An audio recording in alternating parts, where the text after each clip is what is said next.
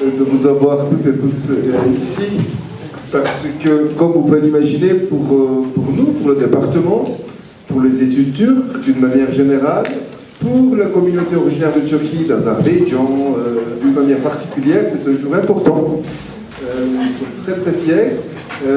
Avant tout, je dois remercier notre vice-présidente égalité des chances, Madame Kraus, qui était ici. C'est elle qui est à l'initiative de ce projet. Si je me souviens bien, au départ, il s'agissait de 8 femmes, 8 amphithéâtres. Il y a eu un tel succès que nous sommes arrivés à 11 femmes, 11 amphithéâtres. Et il me semble qu'au départ, Passion n'en faisait pas partie. Et donc maintenant, grâce à notre Miliko Fogia, notre chère Irène, et en plus Saint-Valentin, pour lui déclarer notre amour, nous sommes tous ici fiers. Je suis d'autant plus fier que j'ai à la fois mes jeunes collègues et mes étudiants ici. Donc je m'appelle Samir Artelu, je dirige le département d'études turques de l'Université de Strasbourg. Donc en quelque sorte, je suis le successeur d'Irène Milikov. Donc à la fois nos étudiants et nos jeunes collègues, la relève qui vient derrière moi, mais également la génération au-dessus, mes collègues, mes mentors, mes professeurs sont tous ici. Il y a même Catherine qui a fait le déplacement de Paris. Vraiment, j'ai remplacé Catherine il y a une vingtaine d'années, pour vous dire. Hein, on ne se rajeunit pas. Et donc, nous sommes très très contents d'être réunis ici pour l'inauguration de la plaque en l'honneur du professeur Irène Milikov, qui va être apposée ici, à l'intérieur même dans l'amphithéâtre, on ne sait pas exactement où, à la hauteur certainement. À la fin, nous allons le dévoiler, mais pour l'instant, j'aimerais laisser la parole à Madame la vice-présidente pour qu'elle puisse dire 2 mots à propos de ce projet aussi peut-être. Alors, juste un petit mot, derrière les photos que vous voyez sont des photos de Reha Ünlüer qui est derrière, là, qui est en train de prendre des photos, encore une fois, et à la fin de la cérémonie, quand nos collègues vont dire 2 mots, nous allons essayer de vous montrer un petit extrait de documentaire qui a été filmé par Reha, et par Sonia, par sa fille, qui a été réalisé en l'honneur d'Irène Milikov. Donc on va montrer un extrait d'une dizaine de minutes à l'heure. Voilà. Pour l'instant, je laisse la parole à Madame Kraus.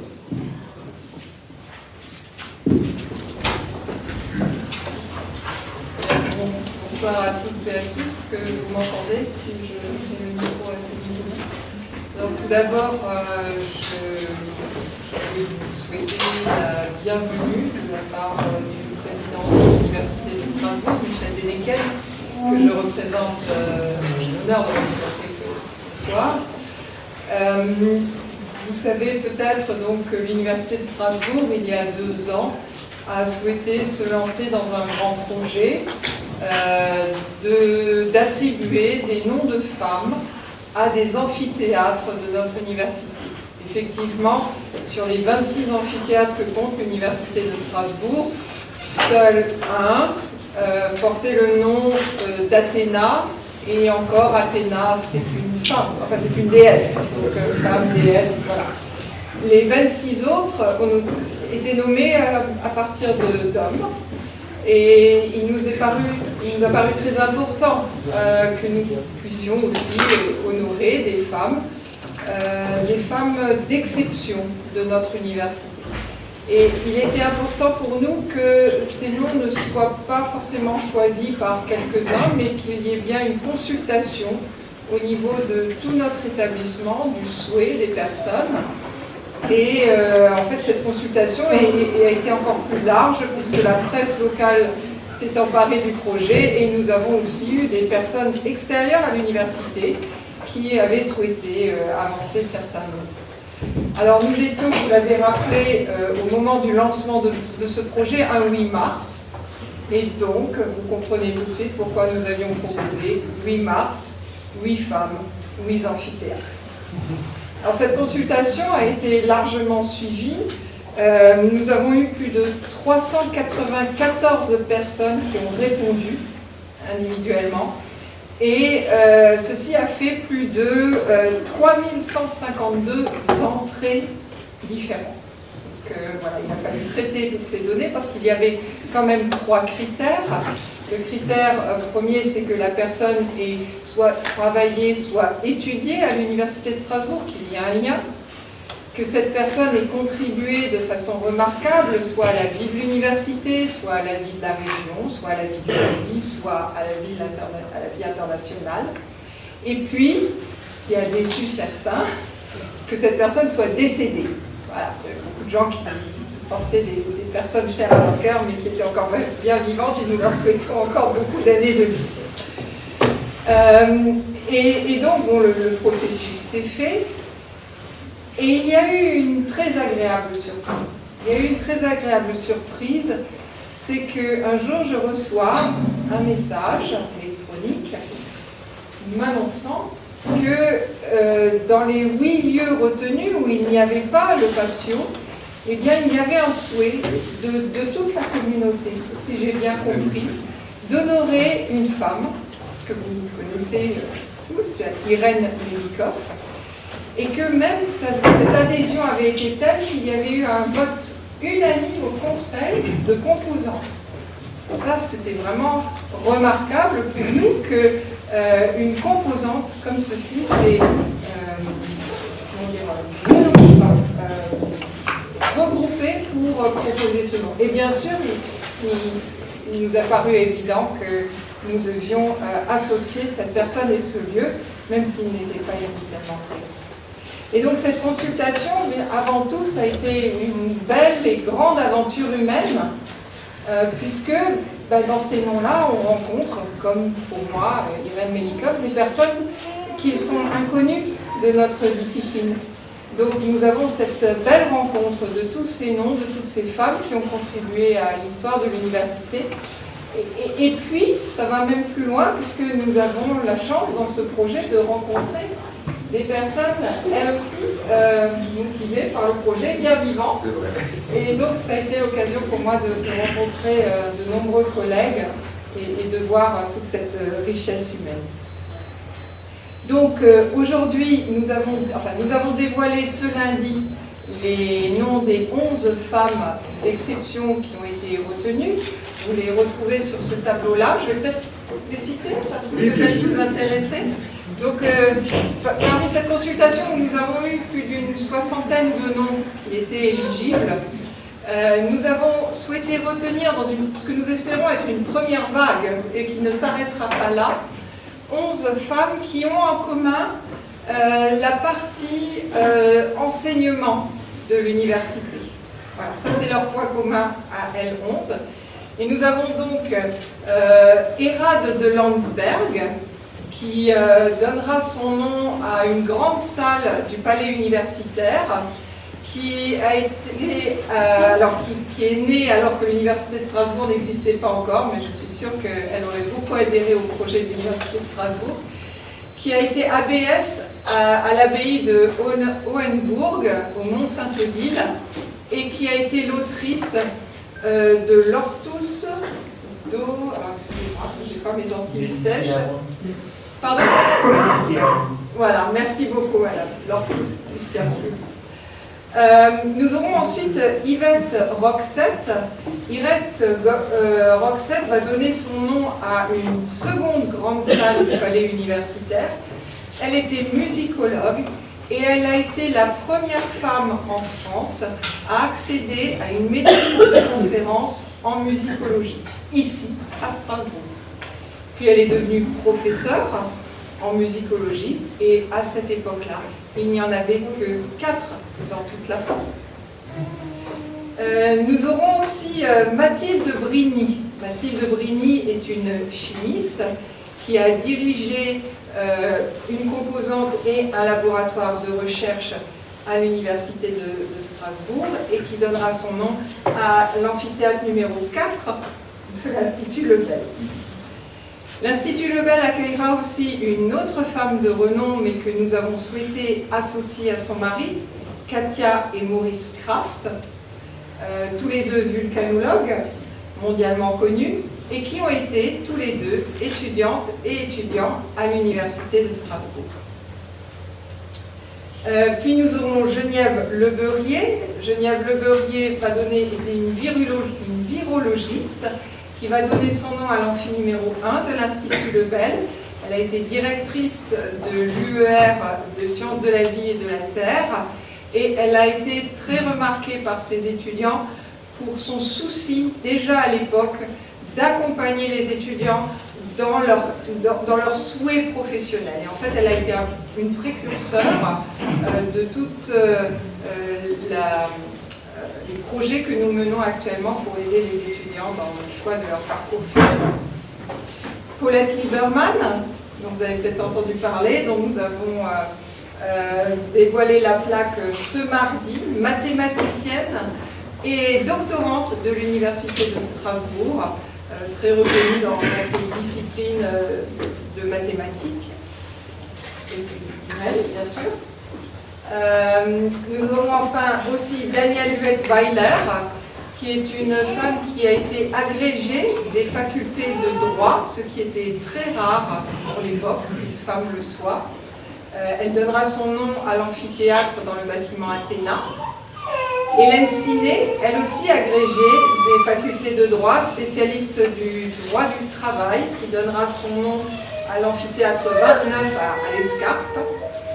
Annie Chemina, qui était chimiste, vice-présidente de l'Université de Strasbourg et nommée rectrice de l'Académie de Nantes, à une période où il y avait très peu de femmes rectrices, qui donnera son nom à un amphithéâtre à l'IUT de Schiltigheim où elle enseignait. Et puis Elsa Logalerny, qui était une dialectologue, qui enseignait ici à l'Université de Strasbourg. Elle avait été engagée par la faculté de chimie pour apprendre l'alsacien aux médecins et aux étudiants médecins et aux étudiants pharmaciens qui à l'époque devaient aller dans des patientèles et des clientèles en Alsace et donc avaient besoin de connaître l'alsacien. Elle donnera son nom à l'IUT de Francfort. Voilà pour la présentation de ces 11 femmes. Pour l'instant, nous n'avons dévoilé qu'une seule plaque, mardi, et puis aujourd'hui, c'est le moment de dévoiler à l'issue de l'événement, cette seconde plaque. Voilà, en tout cas, moi je tenais à dire que grâce à vous, j'ai découvert une femme qui m'était inconnue. J'ai pu lire son cheminement et j'ai trouvé très impressionnant et très motivant de savoir que des femmes telles que Madame Melikoff aient été présentes dans notre université et tellement œuvré avec une notoriété nationale sur ces questions-là. Et donc voilà, je voulais juste partager ce moment avec vous. Et je suis très heureuse que vous ayez eu cette initiative. Merci à vous. Et merci d'avoir été si persistant dans votre demande. Et nous sommes vraiment très honorés, le président et moi-même, d'avoir pu répondre à votre souhait. Avec grand plaisir.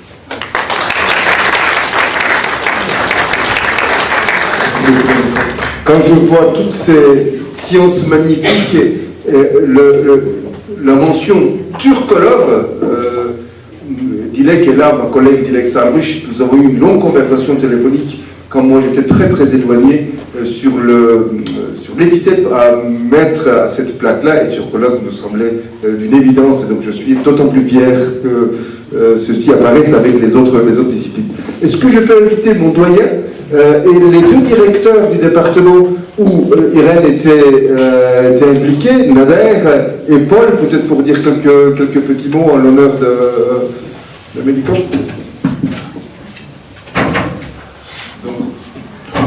Ton maman Niquet est mon patron, doyen de la faculté de langue. Et quand je vois ça, je pense que c'est quand même un peu dommage qu'il y a des hommes qui sont encore sur les positions encore plus précieux. C'est ça, c'est très important du coup, il y a aussi une valorisation de cela. Mais il faut dire que ma successeur, c'était une femme quand même. Du coup, il y a quand même un certain changement qui est quand même fait. Et comme moi, malheureusement, je n'ai jamais rencontré Mme Melikoff. Et quand je vois maintenant les photos et les témoignages, surtout de toi, j'ai pensé, c'est vraiment dommage. Quand tu m'as parlé de ses yeux brillants et qui a vraiment donné de l'amour pour son métier et l'amour pour ses étudiants, apparemment, j'étais, c'est bien dommage. Et après, donc, du coup, je regardais un peu son biographie et je me suis dit, mais à la fois, elle est une biographie très spécifique. Eh bien, vous savez tout ça, mais moi je ne savais pas qu'elle vient de Petrograd. Donc du coup, Finlande, Finlande, parce que je suis spécialiste du Nord, je trouvais ça très bien. Paris, après, elle était, si j'ai bien compris, courant en raison de la guerre en Turquie. A pris donc du coup cette attache avec cela et après elle retourne ici pour promouvoir cela et je pense que c'est très spécifique, à la fois c'est très très typique pour beaucoup d'entre nous, aussi les collègues d'aujourd'hui, à notre faculté, qui souvent ne viennent pas, donc du coup, ne sont pas des Français et c'est pas non plus des gens qui sont voilà, c'est ça.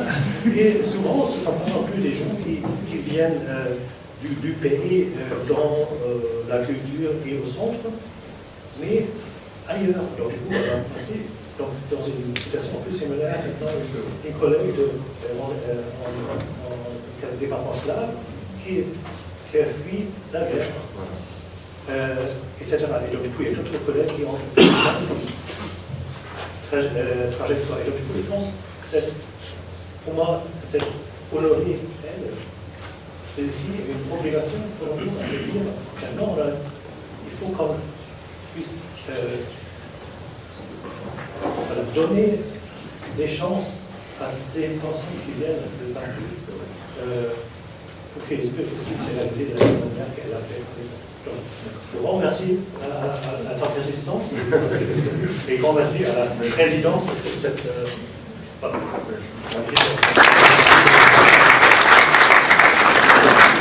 Merci beaucoup. Je vais appeler encore 2 ans, mais ne vous inquiétez pas, il y aura des gens. Encore 2 ans. Paul Dumont est donc le successeur d'Irène Melikov, mais également mon mentor. Il a dirigé ma thèse, mon HTR, mon prédécesseur également. Et donc, c'est lui qui est venu immédiatement après Irène. Et Nader Nassiri Moghadam est directeur, mon collègue et ami, directeur du département d'études personnes, auquel Mme Melikov était très attachée également, dès le début, dès ce début. Oui. Vous allez ici.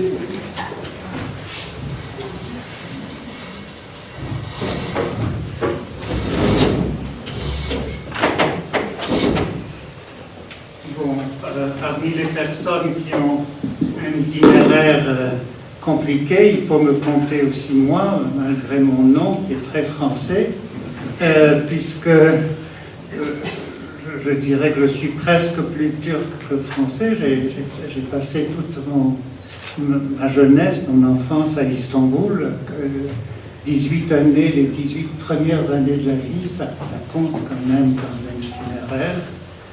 Et puis, je suis fils d'une femme russe, ce qui m'a relié du reste à Irène Melikov. Donc voilà. Et je continue, si vous voulez, à parler un tout petit peu de moi-même, puisque j'ai été élu professeur à l'Université des sciences humaines de Strasbourg en septembre 89. Mais à cette époque, je dois dire que je connaissais Irène Melikov depuis déjà 25 ans. Je l'ai rencontrée. Ma première rencontre date de 1966, je crois. J'avais 21 ans à l'époque et elle participait au séminaire de Claude Cahn à la Sorbonne, en arabisant. Et il se trouve que je suivais aussi ce séminaire et j'ai eu la chance d'être comme ça parmi les 3 ou 4 personnes, on n'était pas très nombreux autour de cette table à entendre Claude Cahn. On ne pouvait pas trop lui répondre parce qu'il était très sourd et il ne comprenait pas forcément ce qu'on disait. Après cela, j'ai recroisé Irène Melikov peu d'années après, en 1973 ou 1974, quand elle a été l'une des personnes à la tête,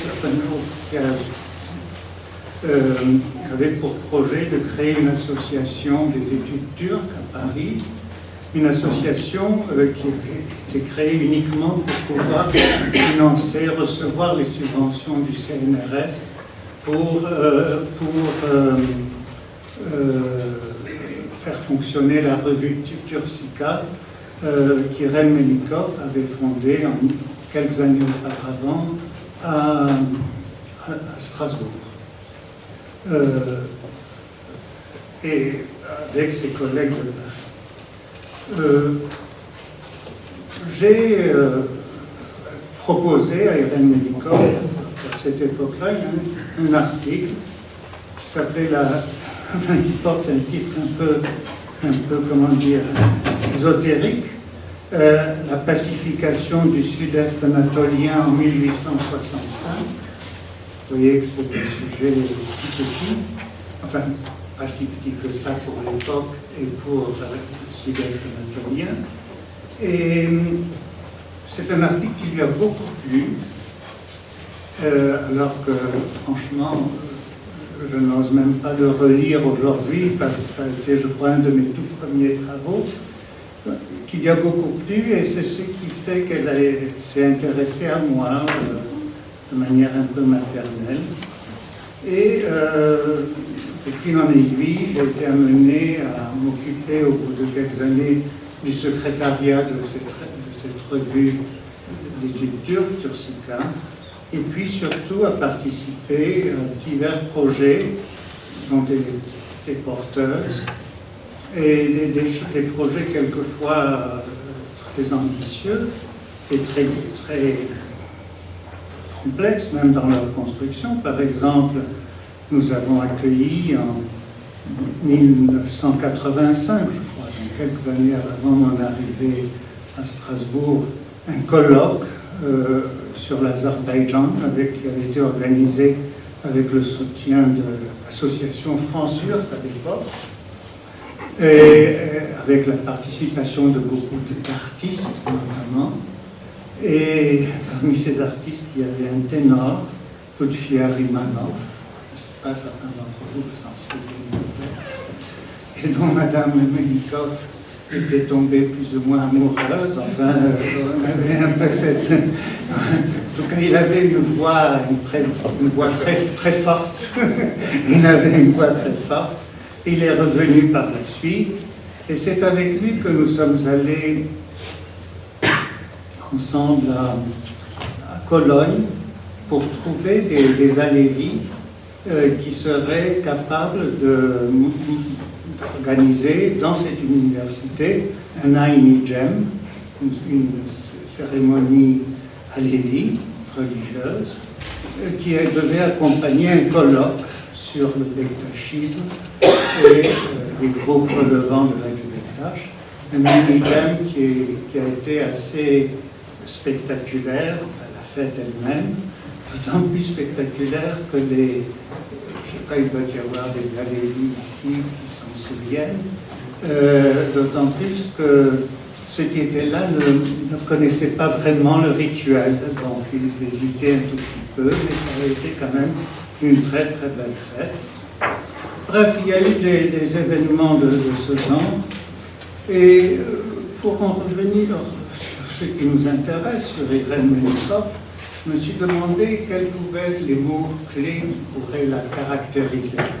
Alors, je ne sais pas, il y a ici ces filles, peut-être qu'elles ne seront pas du tout d'accord avec moi, mais je pense que le premier mot-clé qui la caractérise à mes yeux, c'est justement le fait qu'elle est très maternelle, qu'elle était très maternelle avec ses enfants, même avec ses gendres, et avec ses petits-enfants, avec Saadet aussi.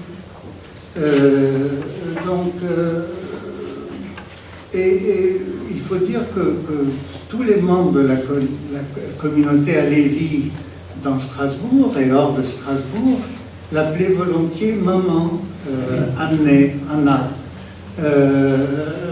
Et je veux dire que j'ai bénéficié dans une certaine mesure de ce sentiment maternel à mon égard, puisqu'on avait une très grande différence d'âge.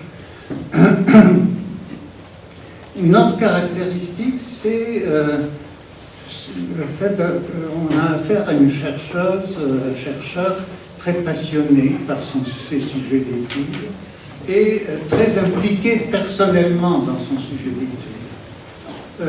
Une implication personnelle.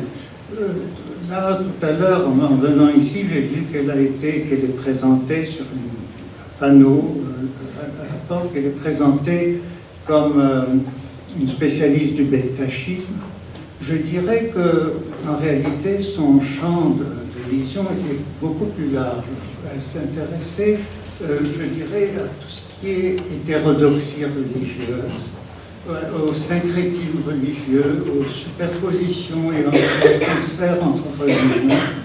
Et cela, ça se manifestait de manière très variée, notamment même par des manifestations, mettons, d'ordre cultuel. Je l'ai vu plusieurs fois aller dans des mosquées, dans des églises, etc., prier, s'impliquer dans un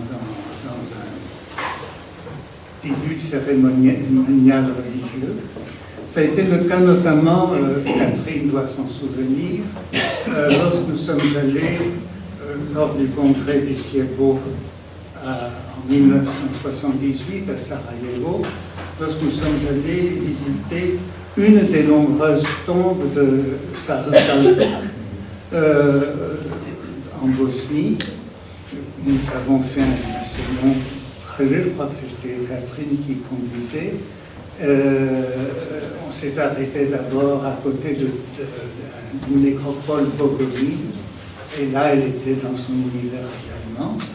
Et puis on est arrivé dans ce turbé de Sarısaltuk, au pied d'une falaise, devant une rivière qui sortait de la falaise, et elle s'est tombée en prière là, dans ce turbé. Bon, ça n'a duré que quelques minutes, parce qu'il y avait des truites qui nous attendaient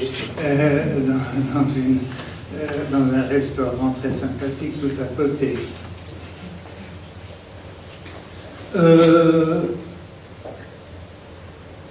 Une grande caractéristique, c'est que je dirais que c'est une femme de réseau.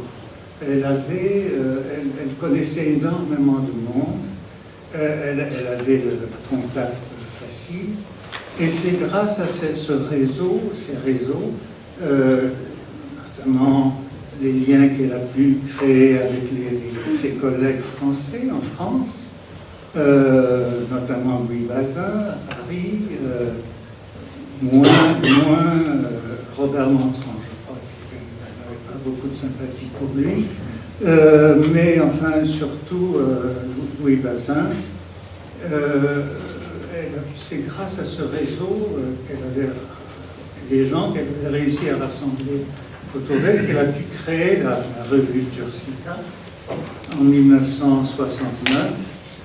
Et c'est grâce à ce réseau aussi qu'elle a doté cette revue de fondation très solide, puisque aujourd'hui nous en sommes à la 54e année.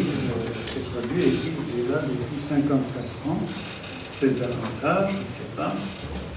Et puis elle avait aussi un énorme réseau européen, aux Pays-Bas, en Allemagne, dans les pays de l'Est, en Italie. C'est notamment en Italie qu'a été fondé le comité international, en 1974, le comité international d'études pré-ottomanes et ottomanes. Et ce comité, cette organisation, a par la suite, tous les ans, puis en intervalles plus irréguliers après, eu des congrès rassemblant tous les spécialistes de ce très large domaine temporel, puisqu'il concourt à peu près 10 siècles d'histoire. Et parmi ces personnes, les personnes avec lesquels elle s'entendait bien, particulièrement bien. Il faut dire qu'il y avait un certain nombre d'historiens turcs, et notamment Ömer Lütfi Bafkan, qui a été un grand nom de l'historiographie turque dans les années 1940. Je pense qu'elle a sa connaissance lorsqu'elle s'est trouvée en Turquie dans ces années, et puis d'autres, Halil Inalcı, Halil Saïdioğlu et quelques-uns. Une dernière caractéristique, je ne veux pas trop allonger ce catalogue, c'est sa générosité et son empathie. Elle avait cette capacité de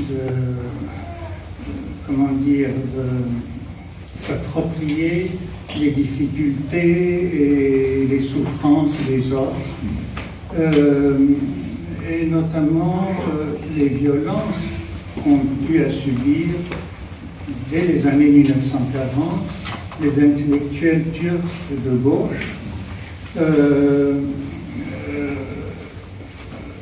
et surtout plus tard dans les années 1960 et 1970, il a eu de nombreuses occasions de leur tendre la main. Je ne donnerai ici que deux exemples, mais particulièrement significatifs. D'abord, cette grande solidarité qu'elle a manifestée envers le cinéaste Yılmaz Güney, lorsque celui-ci a quitté la Turquie pour se réfugier en France, et qu'elle l'a accueilli à l'Université de Strasbourg en 1984, je crois, malgré les très fortes pressions de l'ambassade de Turquie à l'époque pour que Yılmaz Güney ne soit pas accueilli à l'université. Et puis surtout, c'est elle qui a eu l'excellente idée, je dois dire, d'accueillir ici à Strasbourg Servet Amili, professeur Servet Amili, professeur de droit, qui avait été victime d'un attentat en 1978. Il avait reçu, je crois, une balle dans la colonne vertébrale, quelque chose comme ça. C'était un attentat extrêmement grave. Il a été longtemps entre la vie et la mort. Et grâce à elle, à son insistance, il a eu un poste de professeur associé ici. Et puis il est resté ici, parmi nous, pendant très longtemps. Et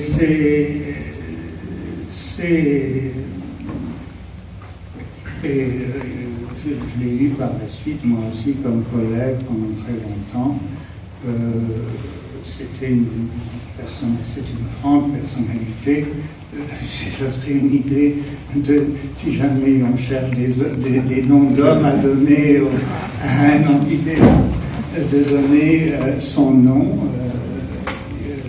C'est un humaniste qui avait une connaissance extraordinaire non seulement de la culture et de la littérature turque, mais aussi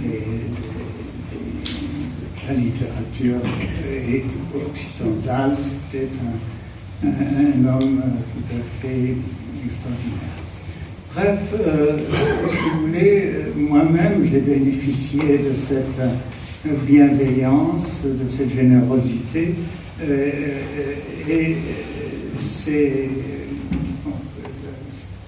à elle que je dois en quelque sorte le poste que j'ai occupé ici à Strasbourg à partir de 89.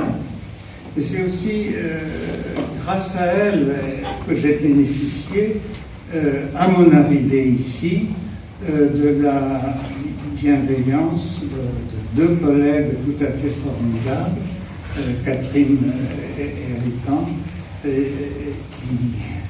qui n'a pas, je le disais tout à l'heure, elle est un peu plus âgée que moi, et pourtant elle paraît beaucoup plus jeune que moi, encore maintenant. Et puis le Server Manili, qui est aussi un collègue tout à fait inoubliable. Et c'est aussi grâce à elle, je dois dire, que c'est elle qui a donné au département d'études turques sa visibilité et à travers son aura,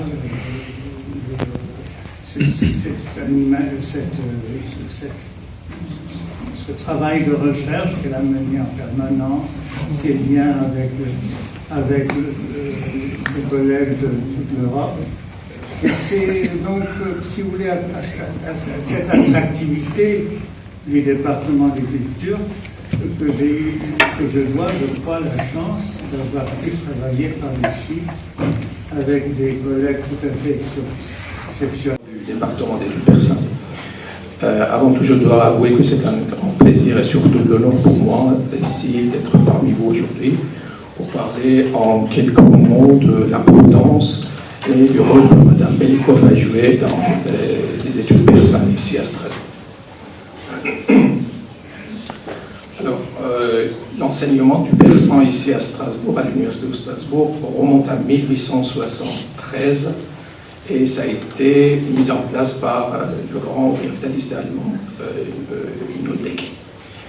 Mais pour ce qui concerne l'établissement en tant qu'institut, il faut attendre l'année 1961, date à laquelle l'Université de Téhéran, en accord avec l'Université de Strasbourg, met en place l'Institut d'études des langues et civilisations persan et envoie un diplômé doctoresse de lettres pour enseigner la langue et la civilisation pendant 5 ans. Et en parallèle de son enseignement, ce monsieur Ascalbouri fait aussi le catalogage des manuscrits persans à la BNU et il met en place, à partir de 1961, la revue Iranica. Il reste 5 ans ce premier enseignant. En 1966, il retourne en Iran et pendant 2 ans, ce sont des sommités qui vont venir de l'Iran, mais également de Paris. Des gens comme par exemple Gilbert Lazare, grand linguiste. Et c'est la chance pour le département persan, qui était à l'époque l'Institut, qu'à partir de 1968, on invite Mme Melikov, qui était chercheur au CNRS, de venir à l'Université de Strasbourg et prendre la direction des 2 départements d'études turques et d'études persan, à partir de 1968. J'avais 2 ans à l'époque. Et pendant 18 ans, elle assure cette direction. Elle était épaulée par un lecteur iranien, M. Bekbarban, qui est devenu à son tour maître de conférence, mais également professeur. C'est en 1968 donc qu'elle prend la direction, et l'année suivante, 1969, son maître à Mme Melikov, qui s'appelait Henri Massé, qui est orientaliste alsacien, il est mort, et il avait une grande collection bibliothèque que la bibliothèque universitaire parisienne était à la recherche pour obtenir comme don, et c'est par l'intervention de Mme Melikov qu'on va partager cette collection et les ouvrages persans, 2500 ouvrages, parmi lesquels il y avait aussi des ouvrages un peu en turc et en arabe, parce que Henri Massé maîtrisait les 3 langues. Donc, ça va être première collection de dons de 2500 ouvrages, et la bibliothèque est redevable en quelque sorte ça à Mme Melikov. Et par le respect pour Henri Massé, on va l'appeler cet institut, Institut Henri Massé. Donc 2500 ouvrages qui se trouvent depuis 3 ans maintenant à notre grande bibliothèque des langues orientales, à laquelle j'ai eu la chance d'obtenir un 2e don de la part d'un ancien collègue de Mme Melikov. Il s'agit de Charles-Henri de Fouchécourt, orientaliste centenaire, qui a également nous a offert 2500, donc nous sommes actuellement 5000 ouvrages en persan. Et Mme Melikov prend sa retraite en 86, et à partir de cette date, donc le département persan sera séparé du département turc. Alors, Le dernier mot que je peux dire, c'est que sur cette plaque, c'est bien sûr turcologue, mais je peux aussi dire que Mme Melikov était également iranologue du corps. Voilà, je vous remercie.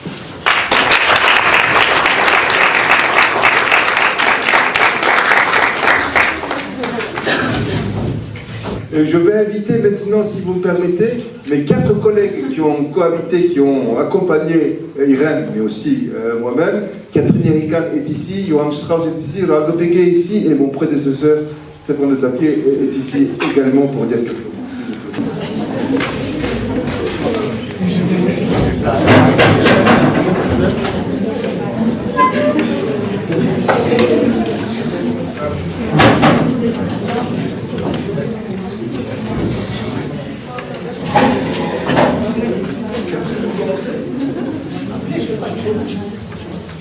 Je ne vais pas vous ennuyer trop longtemps. L'émotion m'a fait trébucher. Bon, écoutez, je vais vous raconter comment j'ai fait la connaissance de Madame Melikov, que j'appelle toujours Madame. Eh bien, nous étions à l'Élysée, figurez-vous, pendant 3 jours, pour préparer le voyage, l'ultime voyage du général de Gaulle en Turquie en 1968. Vous n'étiez pas né pour beaucoup d'entre vous. Et pendant 3 jours, nous avons donc préparé les discours du général de Gaulle.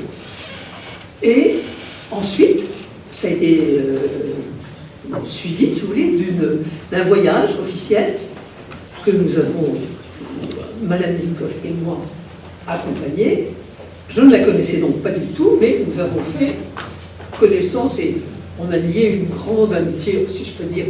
J'étais très jeune, et c'est vrai qu'on a parlé de ses qualités de mère, elle était très maternelle. J'étais peut-être, si ces filles me le permettent, sa 4e fille, si vous n'êtes pas jalouse. Et voilà. Donc, nous avons donc vraiment, toutes les deux, nous sommes bien accrochées, si vous voulez. Et puis, elle venait d'être nommée, comme l'a dit M. Dumont, elle venait d'être nommée ici, comme professeure. C'était une chaire, la chaire de Turc était quand même en mauvais état. C'était pas très, très brillant. Il y avait très peu d'élèves, puis c'était pas, si vous voulez, il n'y avait pas un vrai cursus. C'était juste des études de Turc pour des archéologues, pour des historiens. Enfin, c'était quand même une petite teinte de Turc. Voilà, c'est tout. Donc, je reviens de mon voyage en Turquie. C'était un triomphe, pas pour nous, mais pour le général de Gaulle. Un triomphe comme vous ne pouvez pas imaginer. Ah oui, j'ai jamais vu une foule pareille. Et nous n'avons pas fait notre travail d'interprète, tout simplement nous étions des invités. Parce que la Turquie avait très bien fait les choses, et nous étions invités tout simplement. C'était charmant. Et nous avons passé du bon temps, Madame Melikov et moi. Elle venait donc d'être nommée, elle avait besoin d'avoir une assistante à l'époque.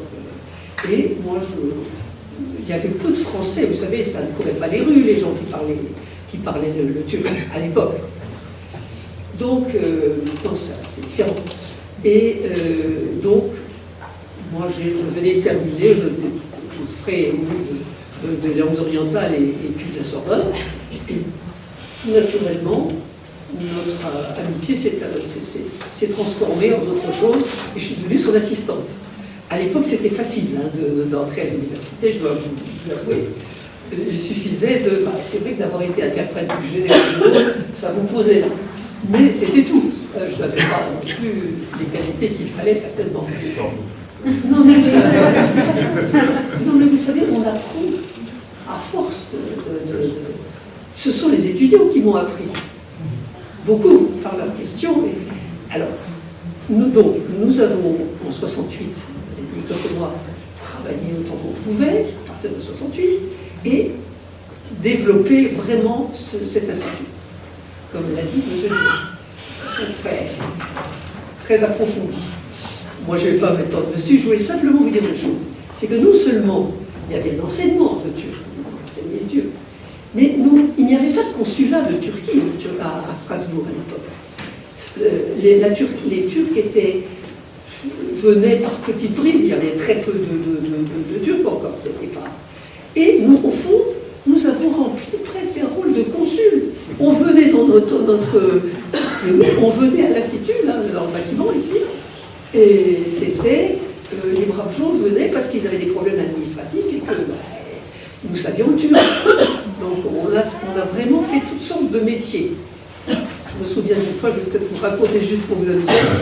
Un jour, on reçoit 2 palefreniers qui travaillaient à la France Centre Équestre, qui est à la Ronde de Joux. Et on a un peu débrouillé leurs affaires, parce qu'ils avaient des papiers qu'ils ne savaient pas, comprenaient pas très bien. Et quand ils sont partis, je dois vous dire, ils ont laissé une odeur sui generis qui est restée quelques jours. Enfin, vous n'avez plus ce genre de travail à faire.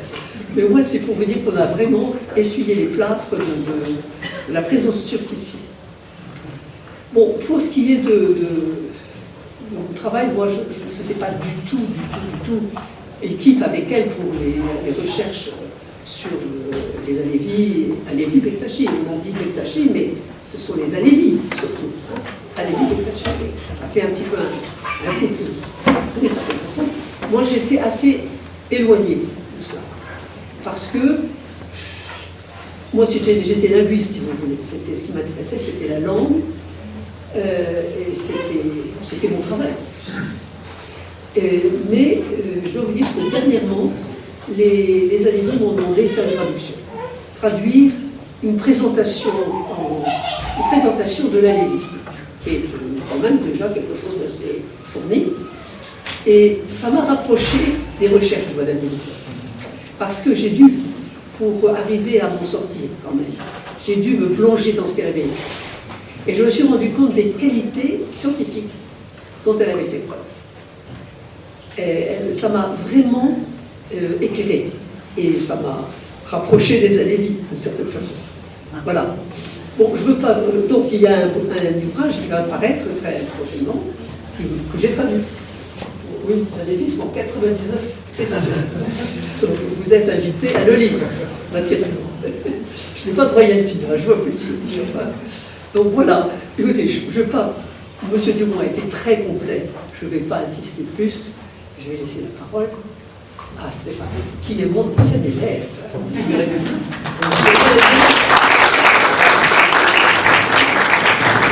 Au propos de Tchatri, je veux quand même saluer la présence du consul général de Turquie, M. Santerzi, qui est là, le vrai.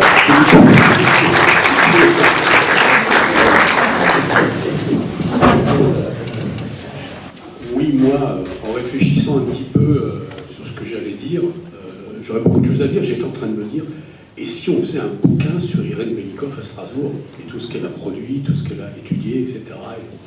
Alors moi, je vais peut-être intervenir de manière assez différente. Hein. Bon, j'ai été, en quelques années, pas très longtemps, le directeur du département d'études turques aussi. Mais disons que moi, j'interviendrai peut-être en tant qu'étudiant. C'est-à-dire comment je suis tombé dans la marmite, comment j'ai fait la connaissance d'Irène Melikoff.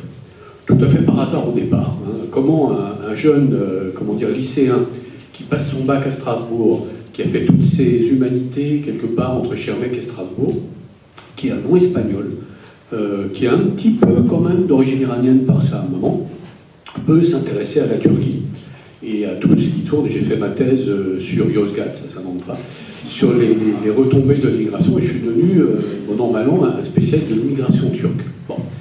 Mais, alors, revenons au départ de Madame Melikoff. Je suis étudiant inscrit en histoire. Et en histoire, je découvre qu'on a ce qu'on appelle aujourd'hui des options, des éléments libres. Dans ces éléments libres, je vois qu'à Strasbourg, c'était quelque chose qui m'intéressait beaucoup, avec ma maman, on avait même discuté de l'école des langues orientales à Paris, etc. Ça peut être compliqué.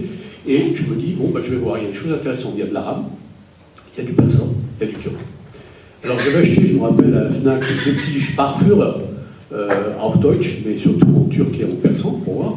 J'ai donc été rencontrer M. Bekbarban, qui était le professeur de persan. Bon, le problème, c'est que le persan s'écrit en caractère arabe. Le second, c'est que les cours tombaient en plein dans mes cours principaux d'histoire. Le résultat, c'était moyennement pratique. Je vais parler pour vous dire. C'était moyennement pratique. Et donc, le lendemain, sur le lendemain, je vais faire connaissance du professeur de turc, Madame Melikov. Et là, je crois que je suis tombé sous le charme de Gigi Hadid, de maman Melikov, comme je l'ai appelée moi aussi. Même ma maman était à certains moments un peu jalouse en disant, mais enfin, cette dame qu'on invitait après la maison, on a fait connaissance. En fait, je suis tombé dans la marmite tout simplement parce que j'ai découvert. Alors, effectivement, Catherine était l'assistante, professeure, excellente pédagogue, alors qu'elle n'est pas turque non plus. C'était pédagogue de turc. Elle a écrit des bouquins par la suite pour les adultes pour apprendre le turc. Et donc, je suis tombé dans cette famille, j'ai fait connaissance des filles de Mme Melikov, du gendre de Mme Melikov, qui était l'assistant de turc à Şengül. Grâce à Mme Melikov, mes premiers terrains, je les ai fait en Turquie, dans une famille à Arklugül, Yeşilgül, donc c'était la maman de Kasım, et donc Kasım qui est le frère de Saadet, et puis donc un certain nombre de frères et sœurs. Et je suis tombé là, dans une autre marmite qui était celle des années. Et donc à partir de là, j'ai commencé à apprendre un certain nombre de choses de l'intérieur. J'ai rencontré des Alvis, des Bektachis, des Sunnites, des Mevlevi, en fait tout ce que vous imaginez. En tant qu'étudiant, je n'ai pas fait de diplôme de turc, j'ai fait un diplôme d'histoire, un DUG, et après je suis passé en géographie. Mais toujours est-il que dans toute ma carrière d'étudiant, j'ai toujours couplé les choses qui étaient principales, donc l'histoire et la géographie, d'abord le DUG, licence, puis maîtrise, à l'époque c'était pas le master, puis DEA, puis doctorat, avec tous les cours possibles et imaginables de turc. C'est-à-dire les cours de langue, j'ai appris turc à Strasbourg, les cours de littérature, les cours de civilisation. Grâce à Mme Melikov, j'ai fait connaissance d'un certain nombre de ses doctorants, de ses étudiants, comme par exemple Michel Balivet, qui a été un très très grand spécialiste, mort prématurément de diabète, mais qui était un très très grand spécialiste de l'histoire seldjoukide. Et Dieu sait si en France, ces spécialistes sont extrêmement rares, un peu à l'heure actuelle, tout simplement parce que lui aussi étudiait l'hétérodoxie à l'époque seldjoukide, ou par exemple de Ahmet Yaşar Hoca, qui est un professeur originaire de Yozgat, et donc dans le Kara maintenant, qui lui aussi travaillait, si je me rappelle bien, sur des textes qui étaient textes de Franck, de Croisé, qui avaient été témoins de choses en Anatolie, donc à peu près la même période. Donc faire connaissance géographe, d'accord, travailler sur les retombées des migrations, travailler sur la migration turque en Alsace, puis au-delà, faire connaissance donc des Alevis extrêmement importants, des Bektachis. Je me rappelle que grâce à Mme Melikov, je me suis retrouvé dans un tekel Bektachi, quelque part du côté d'Izmir, à siroter un raqueux entre les tombes des Derviches, devant une mosquée. Et ça, c'est un grand souvenir. Hein. Je dis quand même, on était deux. J'ai accompagné des journalistes français, Mme Melikov m'avait demandé de jouer les interprètes.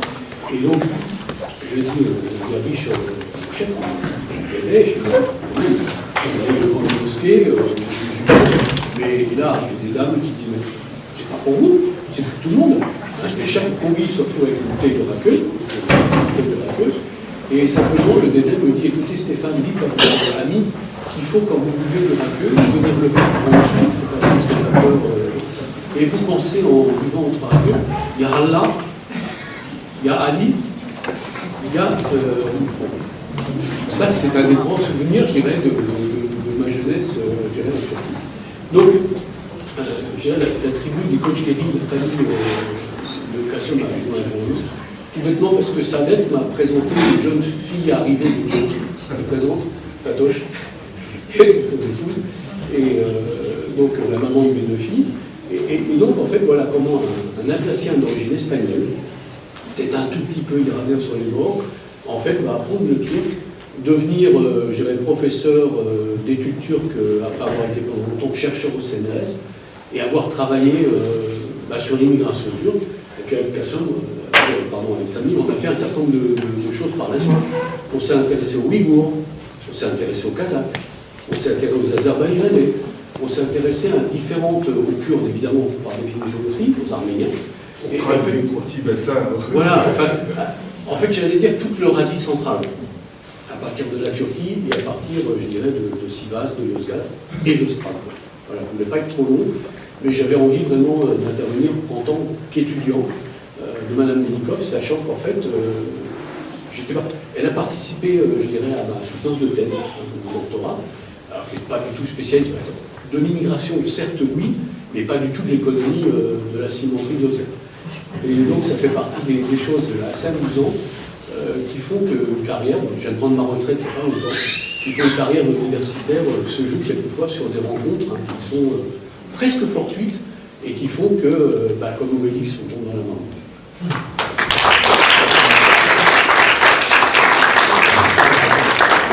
Et je crois que je l'ai vu à l'occasion d'un congrès international à Munich, tenu aux années 1980, où Madame Melikoff les étudiants et jeunes chercheurs, donc elle nous a tous impressionnés par sa personnalité, et d'autant plus qu'elle était la seule femme parmi les professeurs de sa génération, à la barbe blanche, pour ainsi dire. Donc c'était ma première rencontre. Plus tard, pendant mes années strasbourgeoises, j'avais aussi le plaisir de profiter de l'extraordinaire hospitalité de Madame Melikoff et de ses filles lors des invitations, je dirais, légendaires, dans son appartement rue de l'Université, avec toute la générosité, enfin je dirais, russe ou caucasienne, même si mes habitudes en matière de boissons ont dû choquer mes amphitrions pendant un très bref moment. Si vous voulez savoir les détails de mon personne concernée. Donc, à la retraite, depuis un bon moment, Madame Melikoff a néanmoins bien voulu participer à un séminaire que nous, Catherine Héricon et moi, avions organisé pendant l'absence de M. Dumont, qui était à l'époque directeur de l'IFEA à Istanbul. C'était un moment très touchant, car Madame Melikoff, dont la vue était déjà défaillante, a fait sa conférence uniquement à l'aide de quelques feuilles d'un manuscrit avec des notes en très gros caractère. Comme le sujet était l'alévisme, la salle était bondée avec un auditoire qui écoutait d'une manière quasiment religieuse. Voilà donc mes impressions personnelles. Mais aujourd'hui, je voudrais profiter de l'occasion pour évoquer deux aspects qui me paraissent particulièrement importants et dignes d'être mis en relief. Le premier, Madame Melikoff comme femme orientaliste, et la deuxième, Madame Melikoff comme réveilleuse. Enfin, c'est peut-être un mot qui n'existe pas, mais on définit comme une personne, une femme qui ranime, ravive, redonne de la vigueur, fait sortir d'un état d'inaction, de torpeur, etc. Alors, on devinez sans doute qui sont ces gens-là que Madame Melikoff a pu, en quelque sorte, réveiller. Alors, aujourd'hui, pour la plupart d'entre nous, les femmes sont aussi présentes dans les disciplines appelées autrefois orientalistes que les hommes, les mâles, et assez souvent, même plus nombreuses. Je pense que c'est aussi le cas du département des Turcs. Pourtant, il y eut un temps où c'était un phénomène extrêmement rare. J'ai reçu il y a quelques jours un livre, voilà le livre, sur une personne qui peut être considérée comme la première femme orientaliste. Alors si le terme orientaliste est devenu quelque peu suspect à cause du livre de Edward Said, rien de semblable existait par exemple chez les Turcs ottomans à cette époque. Les orientalistes occidentaux étaient bien respectés et la dame dont je parle, Madame Olga de Lebedev, qui a choisi pour elle-même le nom de Gülnar Hanım, donc un nom turc ou ottoman, était appelée une Fazıla Müsteşrika, c'est-à-dire une savante orientaliste. Je voudrais vous signaler aussi qu'à cette époque, c'est-à-dire au XIXe siècle, le gouvernement ottoman a envoyé des délégués aux différents congrès internationaux des orientalistes. En 1889, par exemple, Ahmed Mithat Effendi, et il a été accompagné par Madame de Lebedev. Alors, pourquoi je mentionne cette personne aujourd'hui? D'abord parce qu'elle était, à mon avis, donc la première femme vraiment orientaliste, dans la mesure où elle a participé seule, parmi tant d'érudits mâles, à des congrès orientalistes, en plus avec des communications. Elle n'était pas uniquement présente. D'autre part, elle était, à l'instar de Madame Melikov, enthousiaste de tout ce qui était turc. Enfin, je ne sais pas si je peux dire ça à 100% sur Madame Melikov, mais ce qui l'avait motivé d'apprendre la langue et d'aller à Istanbul pour y vivre pendant un moment, Madame de Lebedev. Et autre ressemblance, elle était issue d'une famille aristocrate russe, de la même façon que Madame Melikov, dont les origines sont caucasiennes, tandis que Gülnar Hanım était originaire du pays tatar de Kazan. Gülnar Hanım, Madame de Lebedev, s'est sentie une mission, familiariser les Ottomans avec la culture, en premier lieu avec la littérature russe. C'est pour ça qu'elle a traduit, avec l'aide de ses amis stambouliotes, Lermontov, Pushkin, Tolstoï et d'autres auteurs en turc ottoman. Ces traductions ont été publiées à Istanbul, de même que les traductions de plusieurs traités du mufti de Saint-Pétersbourg, Ataullah Bayezitov, qui a pris la défense de l'islam contre les idées de Renan concernant les musulmans et la science. Alors, ces derniers aspects me ramènent de nouveau à Madame Melikov. Je pense que Madame Melikov, dans une bonne partie de son activité scientifique, avait tout de même aussi une mission.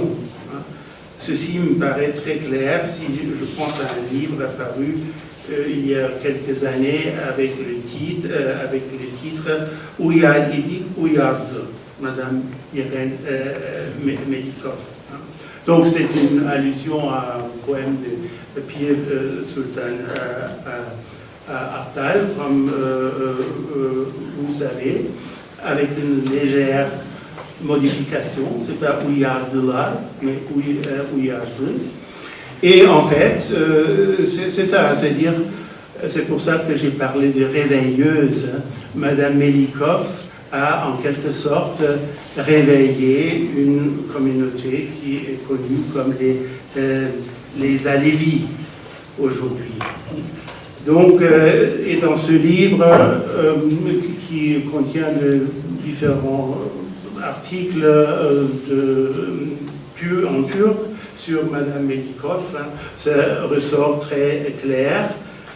Kendi kültürel köklerimizin nasıl bir coğrafyada, nasıl bir zenginlik içinde yaşadığımızın bilincini varmamızı sağlayan aydınlık, aydın. Donc, elle a réussi à nous faire arriver à nos racines. Elle nous a montré notre milieu, la géographie de notre pays et aussi la richesse de nos traditions. Une autre dame a dit Irène Melikov ülkemizde herkesin bildiği bir sırrı aşikar eylemiştir. C'est assez paradoxal, c'est-à-dire Madame Melikov a révélé un secret dans notre pays que tout le monde connaissait. Voilà, donc c'est un peu cette position spéciale de la lévisie. Bon, je pense que tout le monde est d'accord que l'influence de Madame Melikov sur les Alévis était extraordinaire. Alors ça s'explique aussi du fait, que certains l'ont déjà évoqué, que l'alévisme doit nous intriguer à maints égards. Donc, pour beaucoup d'alévis, l'alévisme est surtout une appartenance et non pas une religion en premier lieu. Et c'est Madame Melikoff, justement, pour la première fois, qui a cherché à réunir tous les éléments historiques, ethnographiques et autres pour présenter finalement une image fascinante de cette communauté restée obscure, même aux yeux de ses propres adhérents.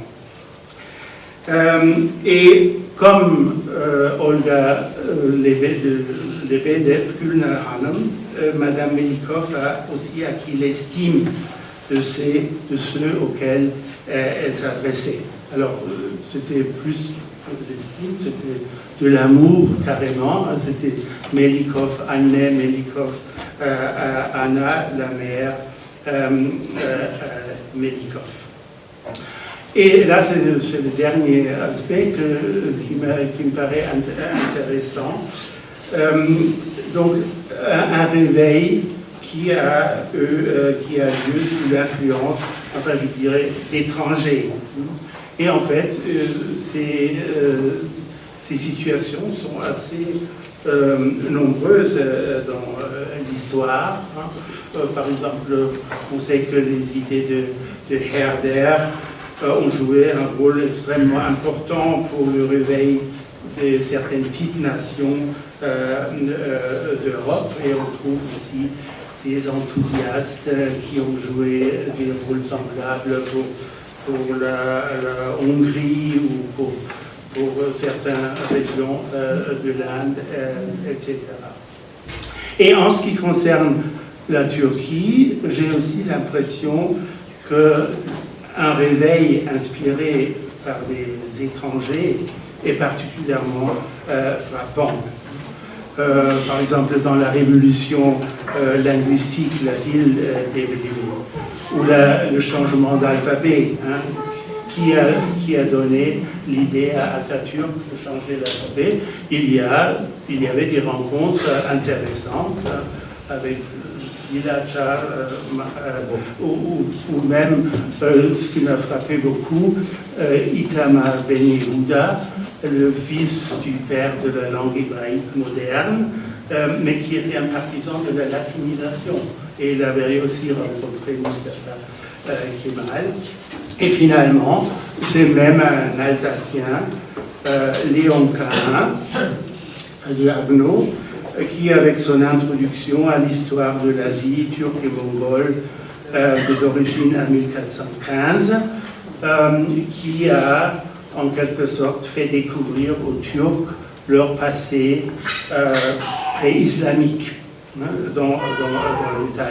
livre a été traduit en turc ottoman et a eu un impact certain. Voilà, alors on a vu un doctorant de l'Institut va vous éclaircir davantage, j'espère, bientôt. Et aussi le maître de Madame Melikoff pour la langue turque, Jean Denis, a été invité par la Société linguistique turque pour donner son avis sur cette réforme ou révolution linguistique. Et Jean Denis était vraiment un maître sans pareil. Il nous a laissé la grammaire la plus complète, je dirais aussi la plus parfaite de la langue turque. Voilà.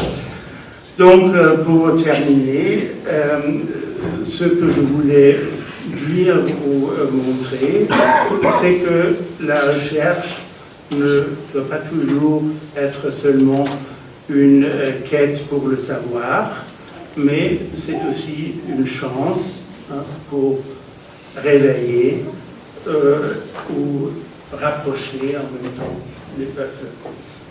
Merci. Pour terminer.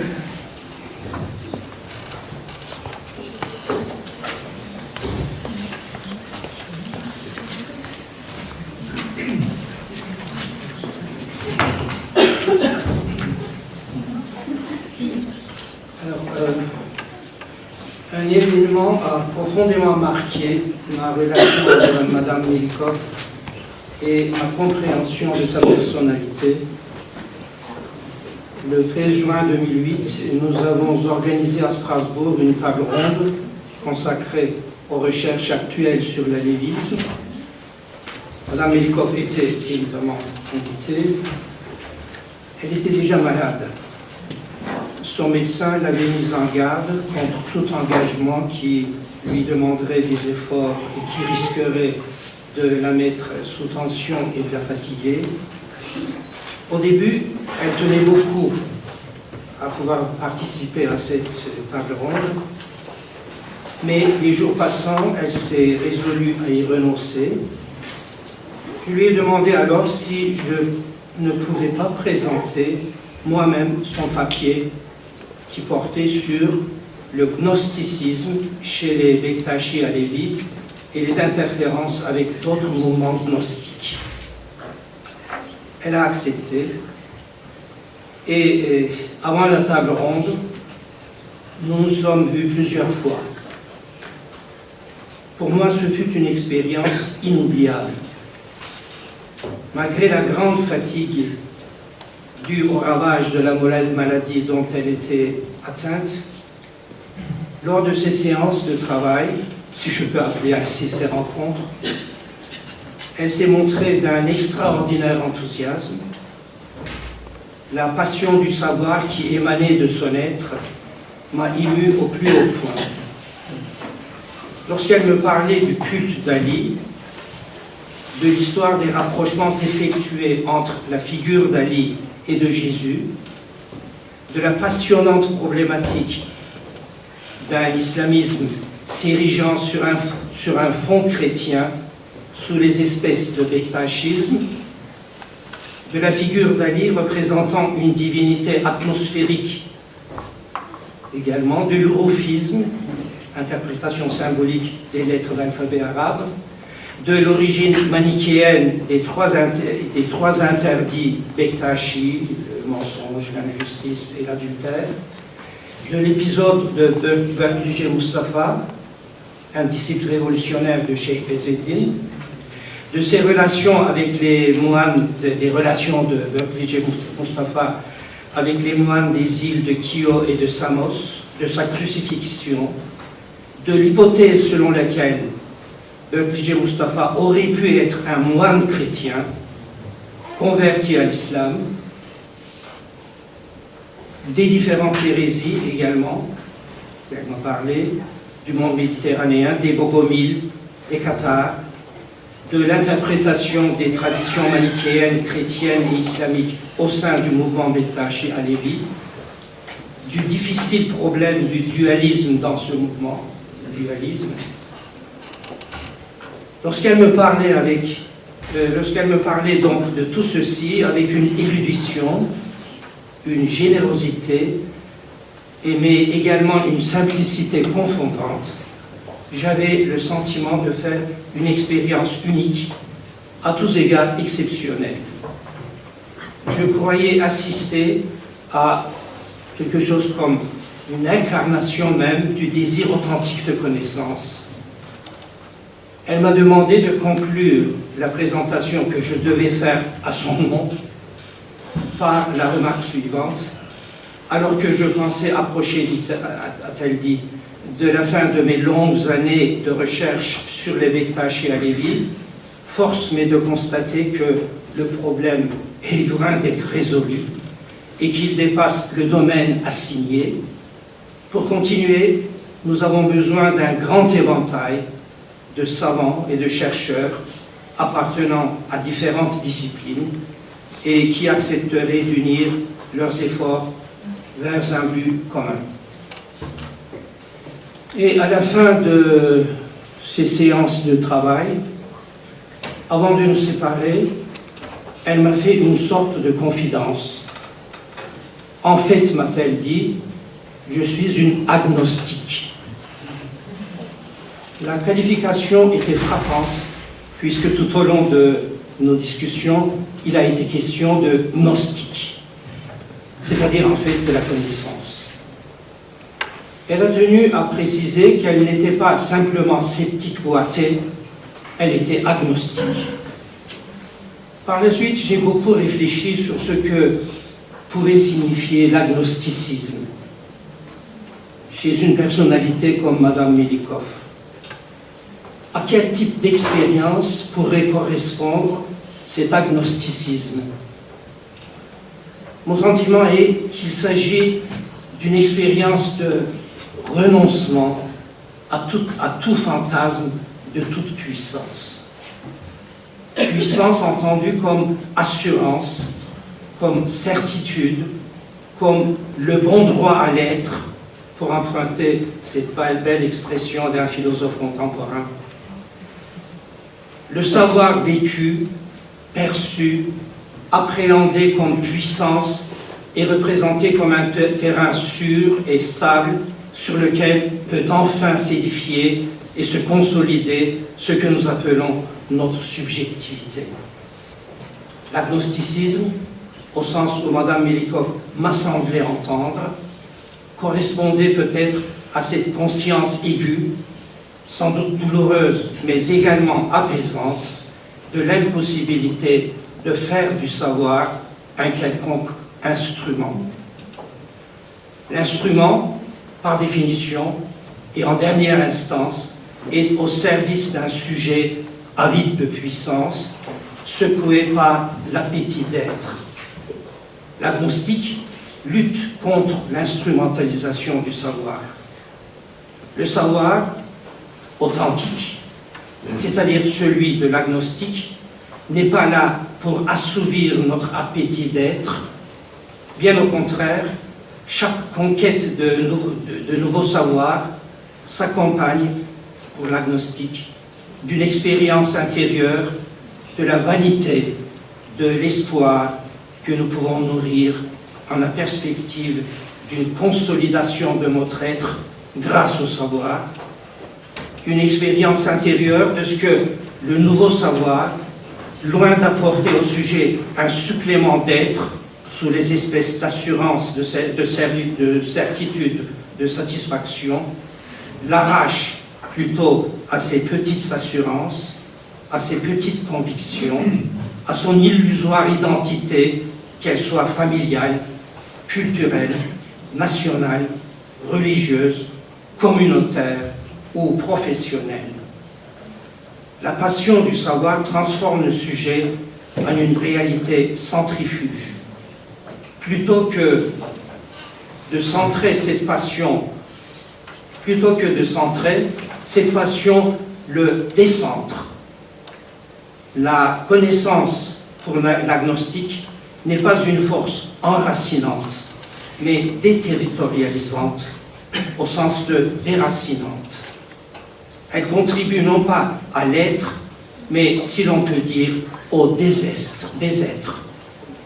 L'agnostique répugne à la représentation du savoir comme un bien de propriété, car l'expérience du savoir, décentralisant, déracinant, déterritorialisant le sujet, lui révèle au sujet, fondamentalement, que c'est en dernière instance lui, le sujet, qui devrait résister à son ravalement à un bien de propriété, à la disposition de je ne sais quelle culture, nation, religion, communauté.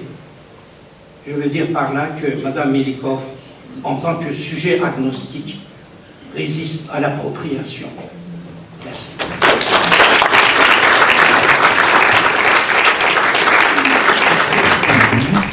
Tous ces gens qui s'intéressent à l'alévisme, à un tel point que d'ailleurs j'en ai complètement marre, parce que, vous savez, j'ai étudié ça, quand j'ai commencé à m'intéresser au bektachisme, ça m'a, par là-bas, n'est-ce pas, ça m'a poussé vers l'alévisme malgré moi.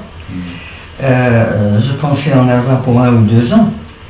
Eh bien, j'y suis depuis plus de 30 ans et il y a encore des tas de choses que je ne comprends pas, que je découvre. Et alors, quand je vois venir des jeunes qui viennent avec l'intention de faire une thèse sur les alévis en 6 mois, moi, ça me met en colère. Alors j'ai dit, comment? Et puis alors on vient me demander de parler de ceci ou de parler de cela, parlez-nous d'alévisme. J'ai dit, mais comment voulez-vous que je vous parle, que je vous raconte en 10 minutes ou un quart d'heure ce que je n'ai pas compris en 30 ans? Quels sont les conseils que vous aimeriez donner à des jeunes turcologues? Écoutez, ce qui est important, c'est il faut d'abord aimer la Turquie. Et il faut aimer la Turquie, parce qu'on ne peut pas... J'aurais pas pu faire ce que j'ai fait si je n'avais pas aimé la Turquie. Oui. Et puis, il faut aller au fin fond de l'Anatolie aussi. Parce que pendant très longtemps, j'ai connu les Istanbul et Fendileri. Mais le jour où j'ai rencontré les Alevis et que je me suis trouvé, par la force des choses, obligé de fréquenter le village, les clans, les tribus et tout, alors là ça m'a appris beaucoup de choses. Il faut connaître la Turquie profonde. Il faut absolument que les gens comprennent que la Turquie est un syncrétisme. Il n'y a peut-être pas un seul pays au monde qui soit aussi syncrétique que les Turcs. C'est un mélange. Il y a eu une période pré-hellénique, il y a eu Byzance, il y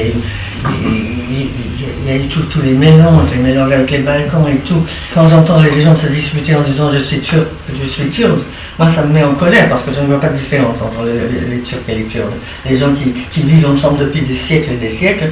Et il y a une fois une dame qui était d'origine criméenne, n'est-ce pas, il y a très longtemps, que j'étais allé voir à Kadıköy et qui m'a dit Biz hepimiz bir yerden geldik. İşte ben Kırım'dan geldim. Eh bien c'est ça, la Turquie c'est ça. Herkes bir yerden geldi. Est-ce que je peux inviter les filles de Madame Melikov ici, ainsi que Madame Cross, pendant que vous allez venir vers la plaque, je vais mettre en route quelques minutes de documentaire sur Madame Melikov. Il y en a qui la connaissent bien, d'autres qui la connaissent moins, peut-être qu'ils ne l'ont pas vue en vue. Ce serait intéressant de la voir et de l'entendre. C'est un extrait du documentaire de Vera Uluel qui est en train de filmer, qui est en train de photographier. Et donc je vais lancer.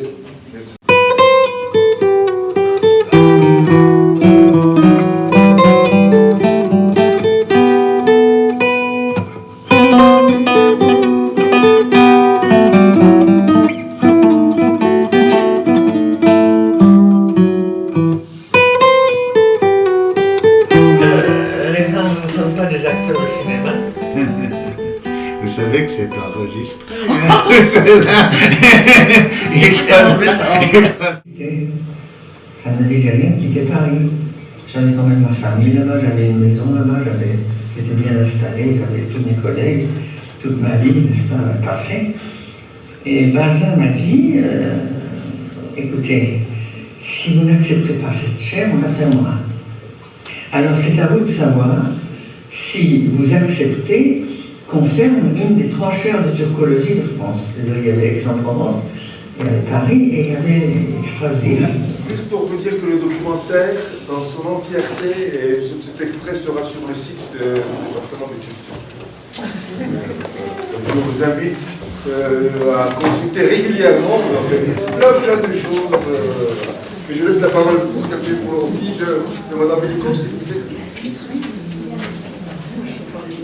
Je sais par expérience que c'est le beau devant l'auditoire.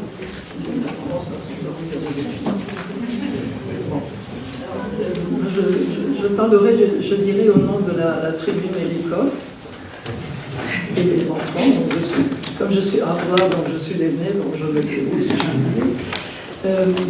Alors, je dois dire que d'abord, je voudrais remercier l'Université de Strasbourg, le département d'études turques, le directeur du département et tous ses collègues, enfin les successeurs de Mme Melikov, pour cette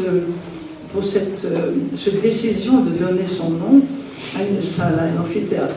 Je sais qu'elle aurait été ravie. Elle adorait, je dirais, l'université pour elle, ça représentait ce qu'il y a de plus élevé, en fait, dans la hiérarchie sociale, je crois. Et d'avoir un nom sur un amphi, c'était quelque chose que j'espère qu'elle le voit de quelque part, même si elle était agnostique, comme disait Laguet, je ne suis pas sûre, hein, on va en discuter. Voilà. Mais enfin, c'est vrai que c'était quelque chose qui l'aurait énormément, qui lui plairait énormément. J'ai un peu réfléchi au rapport entre ma mère et l'université et la recherche, en pensant à cette journée d'aujourd'hui. Et je vais dire quelques mots, enfin quelques moments importants, je pense, de sa carrière, enfin de sa vie. Alors, je rappelle quand même qu'elle est née en 1917 en Russie, et que elle a grandi à Paris, dans une famille d'émigrés, de ce qu'on appelait les Russes blancs à l'époque.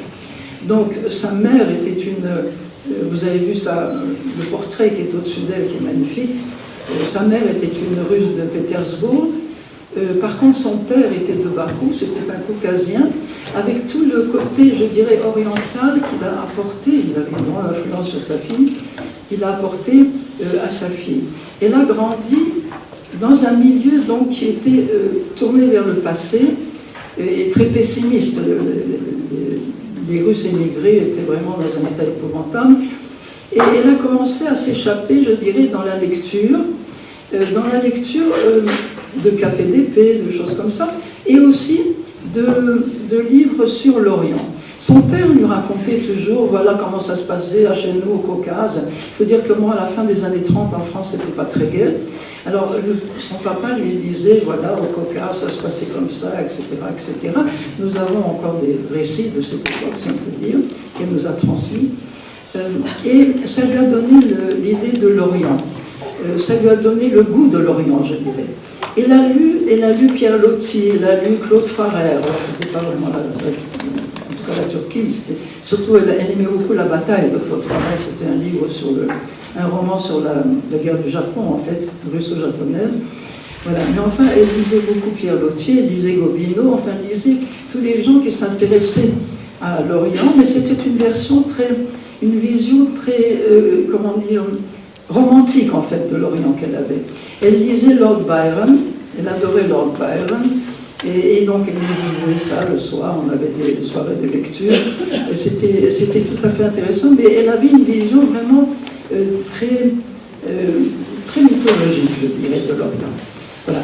Quand elle est entrée à l'université, en fait, elle s'est dit, je vais aller, elle a fait des études d'anglais, mais elle s'est inscrite au Langso, ce qu'on appelait les Langso à l'époque, c'est-à-dire l'INALCO, pour suivre les cours de turc. Et je crois qu'un des grands déclics, ça a été ce moment-là, parce qu'elle a raconté que ce qui lui a plu, alors elle faisait du turc, de l'arabe et du persan, tout le monde faisait ça, et, enfin, pour être spécialiste, et je crois que les trois langues l'intéressaient, mais elle avait dit que la grammaire du turc l'a passionnée parce que c'était une espèce de grammaire tout à fait presque mathématique, et elle a décidé de se consacrer au turc.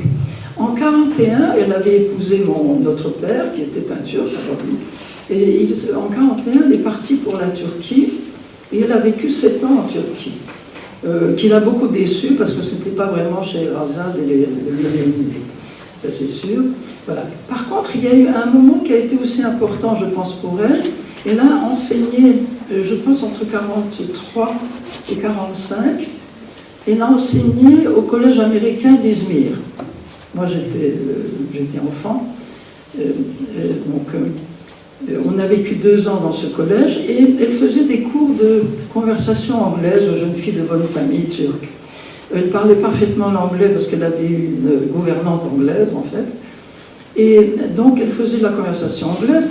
Et un jour, on lui a demandé de faire une conférence, disons une causerie sur Dostoïevski. Sa mère ses parents étant russes, elle connaissait le russe, etc. Et donc, elle a fait cette conférence et la directrice de l'époque, Miss Edith Parson, elle s'appelait, la directrice de l'époque du collège américain, lui a dit, ma chère, votre place est à l'université, et pas ici. Et quelques années après, elle est rentrée en France, avec 2 enfants et demi, 3 et demi en France déjà. Et alors la question s'est posée de savoir qu'est-ce qu'il allait faire parce qu'il fallait quand même qu'elle travaille, etc.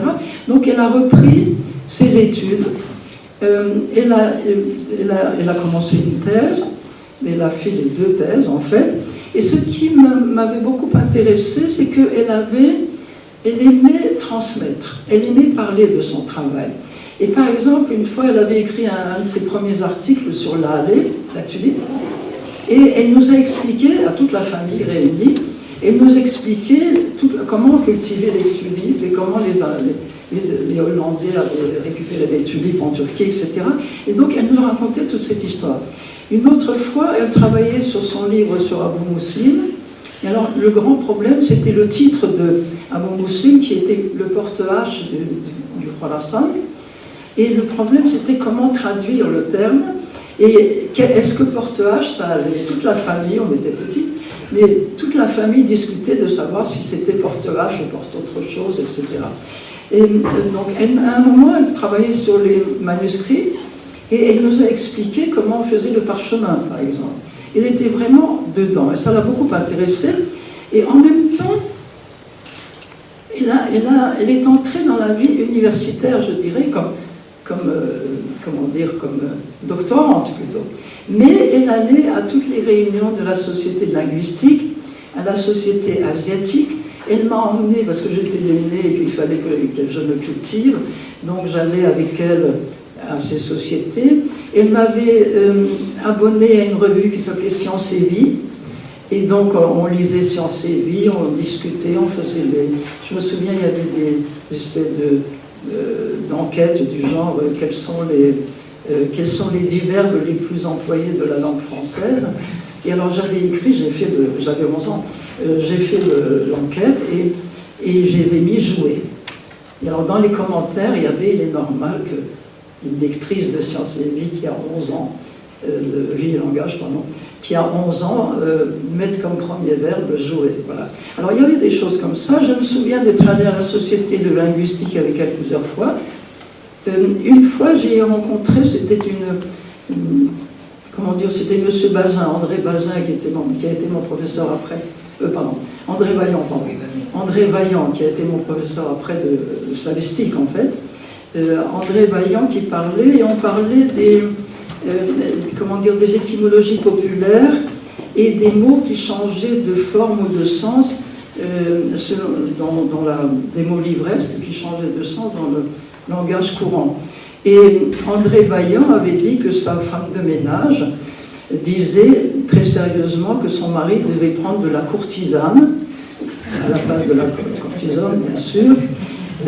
Et ça avait fait rire toute la salle, sauf Henri Massé qui présidait. Il trouvait que c'était pas très, très sérieux tout ça. Je me souviens de l'air qu'il avait et aussi de Vaillant qui racontait ce soir, c'était assez drôle. La Société asiatique aussi. Donc j'ai rencontré, quand j'étais gamine, un certain nombre de professeurs et j'entendais parler de choses et je dois dire que tout ça m'a ensuite donné le goût de continuer, c'est-à-dire de faire des études supérieures et d'entrer à l'université si je pouvais. Voilà. Alors, elle avait donc ce côté culture et recherche qui s'est agrandi avec le temps. Elle est entrée au CNRS et en 68, donc comme elle le dit dans le film, elle est nommée à Strasbourg. Et là, je pense que c'est un grand moment. C'est un grand moment sur 2 aspects. D'une part, sur l'université, et puis sur sa vie universitaire, et deuxièmement, sur les allées-vie, bien sûr. Alors, pour l'université, elle avait besoin de transmettre, de parler, de raconter, de transmettre. Elle a eu des auditoires très importants à Strasbourg. Elle faisait des cours de mystique, par exemple, orientale. Elle parlait de ses recherches. Très souvent, un professeur fait un cours parce que, par exemple, je ne sais pas, il faut faire un cours sur Dostoïevski, on fait un cours sur Dostoïevski, mais on ne parle pas forcément de ses recherches qui sont différentes. Or, elle arrivait à parler de ses recherches, elle en parlait aux étudiants, elle a créé des vocations, je dois dire, parmi eux. Je dirais aussi qu'elle a découvert que, d'abord, elle a découvert les allées-vie, je pense que c'est tout à fait important, et elle a découvert que il y avait à côté du travail de recherche, qui est un travail livresque, le travail sur le terrain. Et ça a été tout à fait important, parce qu'elle a commencé à voyager dans tous ces pays, beaucoup avec Catherine. Elle est allée en Iran, elle est allée avec M. Begbagban, elle est allée à Meshed, par exemple, qui était une ville quasiment interdite pour les non-musulmans.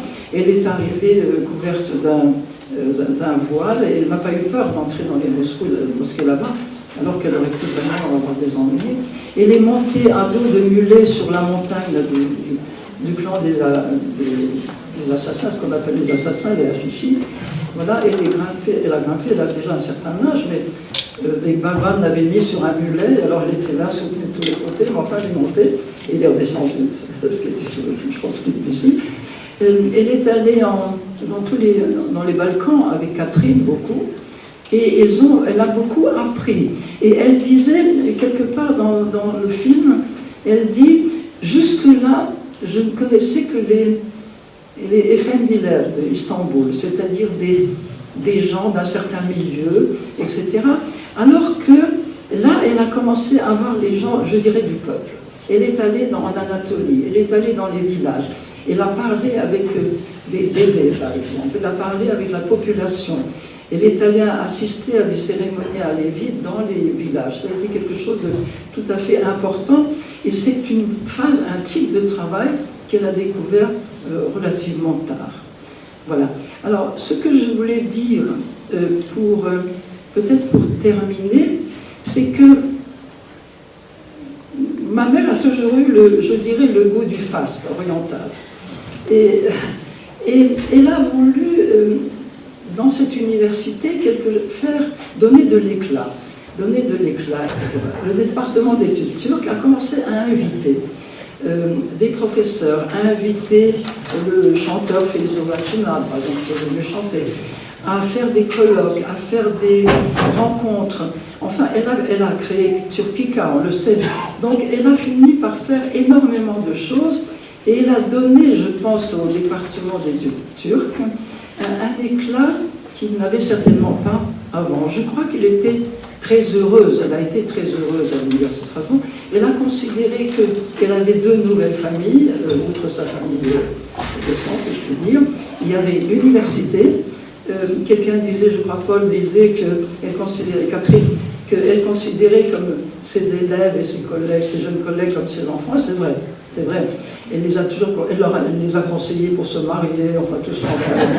Vraiment une maman orientale, si je peux dire. Et ça a été quelque chose de très important. Et la deuxième famille importante, on a ici le représentant des Alévis de Strasbourg, Marc. Et elle a été, je crois, elle a trouvé une nouvelle famille parmi les Alévis. Ça a été quelque chose de très important. Alors, je ne sais pas si on peut parler d'agnostisme en parlant de ma mère, parce que c'est un peu compliqué de discuter religion avec elle, mais je sais qu'à la fin de sa vie, je lui ai demandé une fois, est-ce que tu es tellement proche des Alévis, est-ce que tu veux une cérémonie à Lévis pour ton départ? Et elle m'a dit, écoute, je préfère être enterrée auprès de mes parents, selon le rite de mes parents orthodoxes. Donc elle a été enterrée à Paris dans l'église de Sainte-Geneviève-des-Bois, orthodoxe, et c'était quelque chose d'important. Mais les Alévis ont joué un rôle extrêmement important dans sa vie. Je vais juste terminer sur une petite histoire drôle. Un jour, un monsieur à Lévis, c'est vrai que les Alévis la considèrent comme une mère, en fait, il y a même un gamin qui s'est appelé Melikov de son prénom quelque part. Bon, je ne sais pas comment il a pu vivre après, mais enfin bon. Et alors un jour, un monsieur est arrivé à la fac avec un gamin de 10 ans, son fils, et il a dit à ma mère, je t'offre mon fils. Et alors ma mère dit, je suis très touchée. Je me demande, mais qu'est-ce que je vais en faire de ce gars? Je suis très touchée. Et le type dit, mais si, parce que comme ça, quand tu seras vieille, il s'occupera de toi. Et alors elle a dit, je ne peux pas retirer un enfant à sa mère, à ses parents. Alors ça a été assez compliqué, mais ça montrait aussi à quel point ils étaient, ils la sentaient, comment dire, comme faisant partie de, ça c'est tout à fait évident. Voilà. Je crois que je vais m'arrêter là, sinon on pourrait dire encore beaucoup de choses.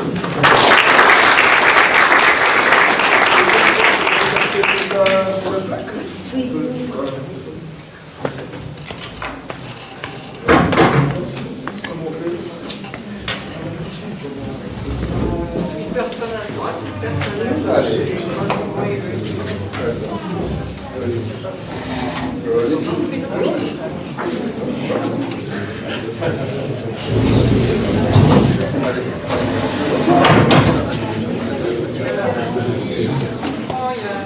Peut-être que vous pouvez... C'est Abla, c'est les Alors, une personne prend à droite, on va à gauche, et on va monter en Allez.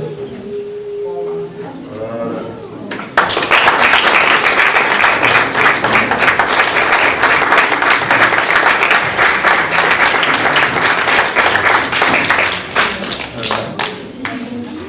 Voilà, donc ces plaques que vous voyez, en fait, on a souhaité à l'université que la personne soit aussi représentée par un croquis, afin que vraiment pour toutes les personnes qui viendront dans cet amphithéâtre, elles soient incarnées. Voilà. Donc vous avez fourni une photo qui était importante pour vous. Et donc notre artiste qui s'appelle Julien Dupré, qui travaille ici à l'université, en a fait ce croquis. Et je peux vous faire la confidence que parmi les 11 croquis qu'il a fait, c'est son préféré. Alors il se trouve que c'est moi qui ai les vis. Voilà. Donc, la plaque va être posée après la vacance sur le mur de l'amphithéâtre. J'ai les vis, j'ai tout. Voilà. Merci beaucoup, bravo.